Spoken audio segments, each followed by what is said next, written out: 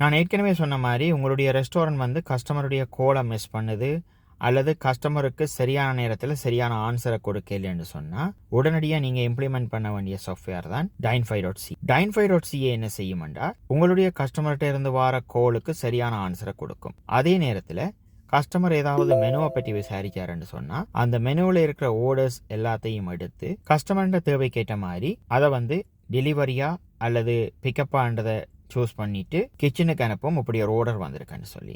இதை மட்டும்தான் இந்த சாஃப்ட்வேர் செய்யுமாண்டா இல்லை. நீங்கள் உங்களுடைய ரெஸ்டாரண்ட்டில் டேபிளை க்ரியேட் பண்ணலாம், அந்த டேபிளை அலோகேட் பண்ணலாம், டேபிள் ரெசர்வேஷனுக்கு ஹெல்ப் பண்ணும்.